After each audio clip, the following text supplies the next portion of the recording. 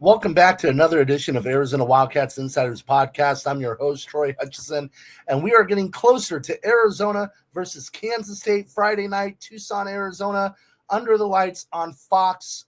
It's going to be a nationally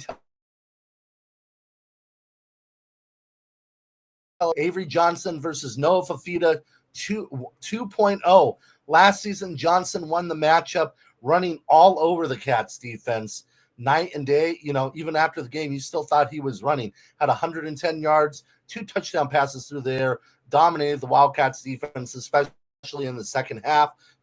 Mind you, the game was very close in the first half. Arizona was trailing 14-7 going into the half after a Dylan Edwards punt return for the touchdown. They come out and they lay a goose egg in the second half, and it kind of set the tone for the rest of the season for Arizona. They couldn't get out of that funk, and it just wasn't a good feeling. However, times are changing. Times have changed since that last game. Arizona has started off the season 2-0 this year with impressive wins over Hawaii and over the Weber State. I was going to say the Lumberjacks, but Weber State, where last season you had a wishy-washy win over New Mexico and just a gut-wrenching win. And I don't want to say gut-wrenching, but it didn't leave you feeling good. Win over NAU where the Wildcats won 22-10. They seemed to sputter throughout those two games and really had a hard time finding their footing. This season, again, dominant win after dominant win. They haven't allowed a touchdown yet this season. It's the first time since 2010 that the defense has held an opponent, back-to-back opponents, the first game and second game of the season, without a touchdown on the board. They did that in 2010 against Toledo, holding them to 2 points, 41-2. And the Citadel, I don't remember what the score was. I believe it was like 59-0, something like that. The game was not very close. So the defense is playing at a very high level. They've given up a total of 9 points in 2 games. The rush defense has been very complimentary to the pass defense. They've been able to get in the backfield. Arizona's defense has made strides underneath Danny Gonzalez in comparison to last year. Now let's look at offensively. Last year, the Dino Babers offense, or should I say the offense that could put a cup of coffee to sleep. It was a terrible offensive scheme. It was a terrible offensive system. And Arizona really struggled outside of that New Mexico game to really get anything going. They averaged under 19 points per game the rest of the year outside of that New Mexico game. So they struggled mightily. This year, it's a Seth Dagey offense, completely new mindset, up-tempo, go, go, go, go, go. Rich Rodriguez-style offense, in my opinion, in terms of getting the ball up and down the field. Now, it's a little bit different. Seth Dagey comes from the air raid offensive scheme, the Sonny Dykes of the world. Obviously, Mike Leach, that was his former coach. That's the type of scheme he comes from. Graham Harrell coaching underneath him as well. So it's up-tempo, but it's a little bit more pass-happy than a Rich Rod offense. But yet, it's very balanced. We've seen it be very balanced. In the first game against Hawaii, Arizona ran for 183 yards. They fed the rock. They fed the beast. The running game was rolling. The second game, I think they finished around 100. But it was on 39 carries, 150 yards total, actually, on 39 carries. Not as great of a game. They kind of struggled at times in the running game, but they got the passing game going. Seth Dagey, his mantra is whatever it takes to win. Is he an air raid guy? Yes. But to me, he is more of a whatever it takes to win guy, and a guy that is similar in terms of an offensive mind like a Rich Rodriguez. Is he Rich Rodriguez? No. Have many years to prove that. Rich Rod is the godfather of the spread offense, the godfather of up-tempo offense. He is the guy. But Seth Dagey is following an interesting path, in my opinion. So now let's look at Kansas. Oh, and in that game against Weber State, Noah Fafita was sharp, man. As sharp as a blade.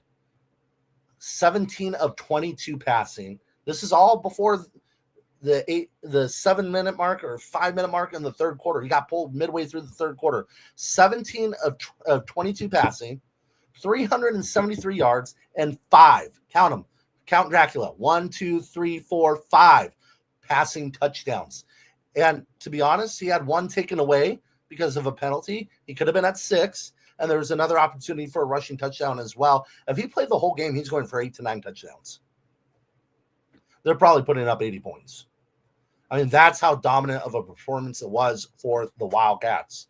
Now let's shift focus to the Kansas State Wildcats. It has not been pretty. I was one of the ones that were fooled. I thought Kansas State was going to improve from last season. Avery Johnson, another year under his belt in this system. Running game, great defense.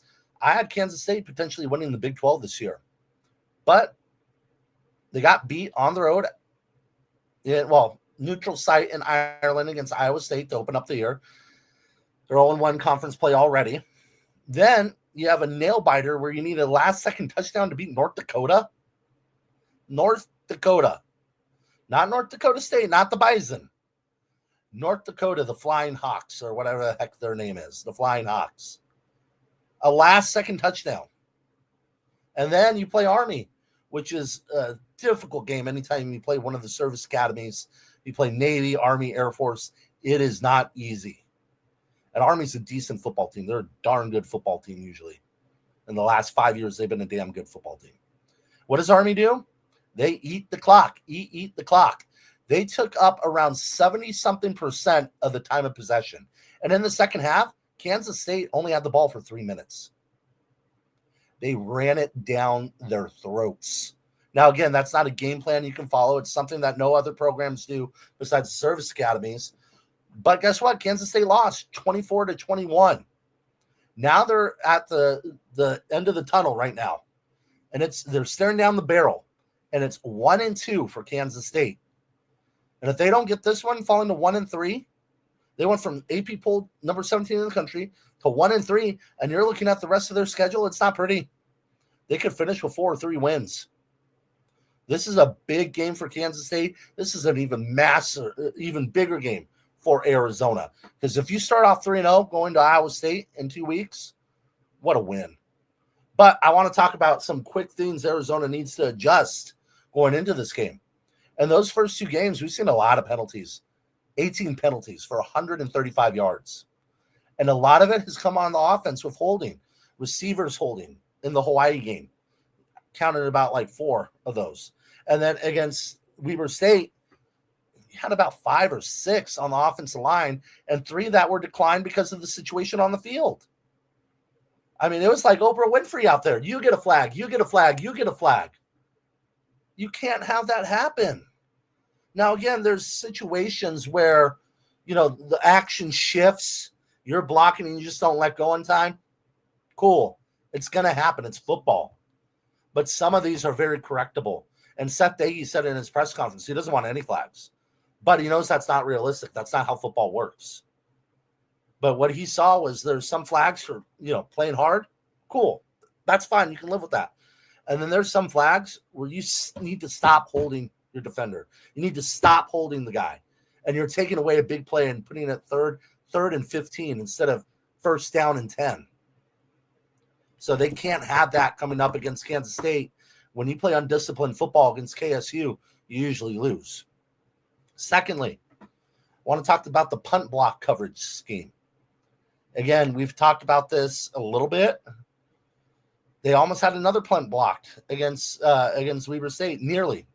They haven't had one, but they need to get that rhythm going. They need to get that quicker, sharper, because they've had about 3 to 4 already this season where you're like, ooh, is that going to be blocked? Nope. And again, Michael Sagata Medina is a very good punter. He's got enough very good punts under duress, but eventually that's going to come back to bite you in the ass. Somebody's going to tip one. And Kansas State, historically, is one of the best special teams units in the country. Easily one of the top 5 special team units in the country historically. They make winning plays on special teams. Whether that's a punt block, field goal block, clutch punt, clutch kick, or a big-time return. They make plays. So you got to clean that up against Kansas State. Lastly, I want to talk about the dual threat quarterback. We've talked about it extensively this offseason. Arizona has struggled to defend the dual threat quarterback going all the way back to 2009. Jeremiah Masoli tearing up the Wildcats, ending a lot of kids' Rose Bowl hopes, mine included when I was a kid growing up in Tucson, crushed my soul. Ever since that game, they have had a hard time defending dual threat quarterbacks. Again, that coaching staff, everything is gone by the wayside from that era. But last season, Avery Johnson, 110 plus yards against Arizona. And then you had another quarterback later in the year. Oh, no, sorry. There's a New Mexico quarterback, 130 with 2 touchdowns. That's now at Utah. West Virginia's quarterback had 50 yards rushing or 46, around that number. You can't allow quarterbacks to just kill you. Arizona's faced 3 running quarterbacks already this year. I know they've played 2 games, but Hawaii's first quarterback was banged up, had to come out, so he was limited with his run. But then the backup, Luke Weaver, broke off a couple plays. And then last week against Weber State, their quarterback broke off some runs, some 16-yard runs. Against Avery Johnson, that's to the house. That's 60 yards to the house. You got to clean that up. You got to stay disciplined in your scheme. Again, Arizona's not a gap defense. Arizona's more about shift and being in your spot. They're not gap control. So know your system, know your scheme, and stick with it. If Arizona's going to win this game, Avery Johnson cannot rush for 100 yards. You just can't have that happen. You have to make him throw the football. Because, yes, he's a talented player. But if you make Avery Johnson step back and pass in 3rd and long situations, 3rd and medium, 3rd and manageables, well, we'll say 3rd and medium and longer, that's a win for Arizona. Because if I'm Arizona's defense, I trust defending the pass more than I do defending his legs on a 3rd and 2 or 3rd and 3. So put him in situations, obvious passing downs. That's what you got to get to. You got to win first down. That's the biggest thing to do that. You win that first down battle, I think a lot goes well for Arizona. And look for Arizona, I think, to spy in this game. Danny Gonzalez loves to mix things up. Dalton Johnson didn't play the game last year. He's playing. I think that's one of the guys that's going to spy on Avery Johnson and be a problem for KSU. Another one, Genesis Smith. And then 2 more for you, Riley Wilson and Chase Kennedy. Look for those guys to be the guys following Avery Johnson around the football field. They have about 4 guys that I think that could do the job, that you can rotate in and out and could be a problem for KSU. So be sure to follow us on Arizona Wildcats on SI. Follow our Twitter account at Arizona Wildcats on SI, or me, Troy Hutchison, at THutch1995, and we'll have more coverage for Friday night's kickoff.